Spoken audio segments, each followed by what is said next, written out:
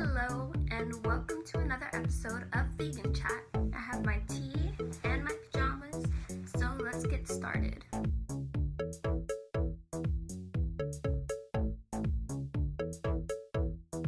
Also, I just spilled this tea all over my bed and I need to change my sheets now.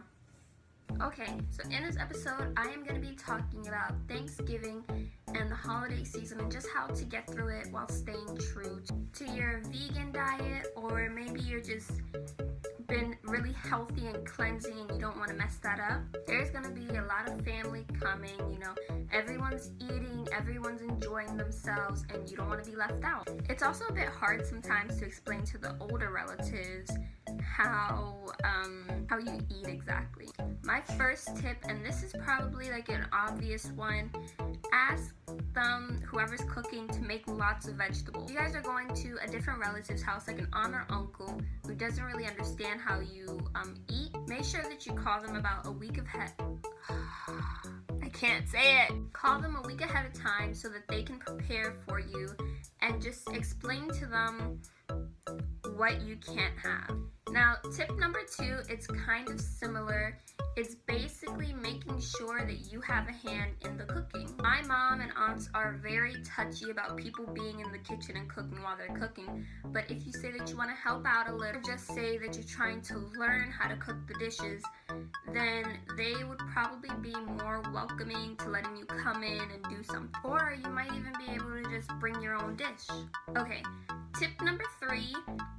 There are vegan or healthy alternatives to everything. So if you don't want to feel left out and you want to feel like you're still having the same meal as your family, go out with your parents or whoever's cooking, and ask them what they're making so that you can buy your own alternatives. There are so many like vegan turkey rolls, vegan meatball, there's tons of vegan alternatives to food out there.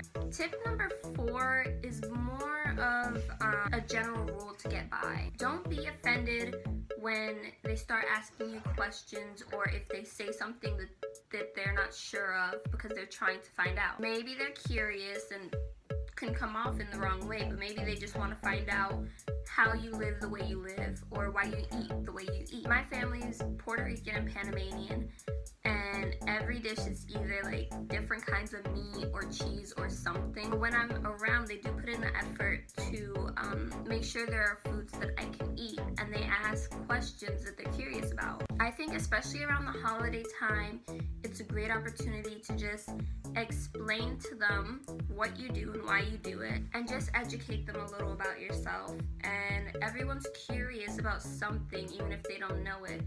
Just take this time to teach them and be gentle.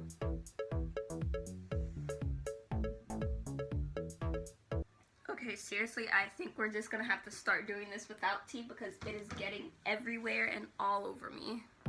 Tip number 5 is to pace yourself. I know that Thanksgiving is overwhelming with all the snacks and treats, but just don't go crazy because it's a meal like you would have any other day with just more options. Just a quick reminder that I'm not a doctor or a professional in any way. This is just stuff that I feel helps me.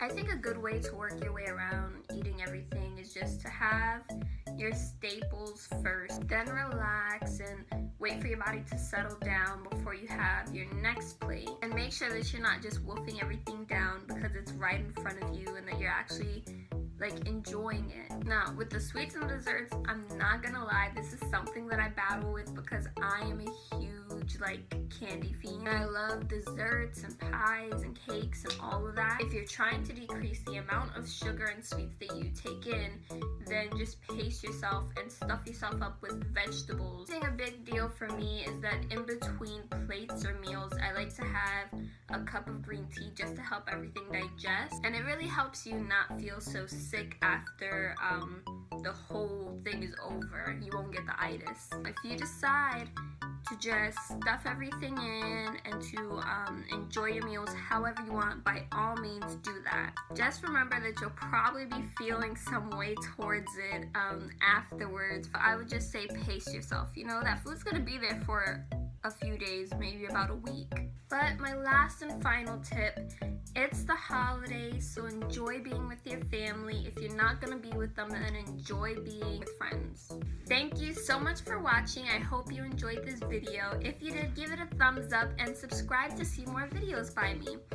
Have a wonderful Thanksgiving and holiday season, and I hope I'll see you in the next video. Bye!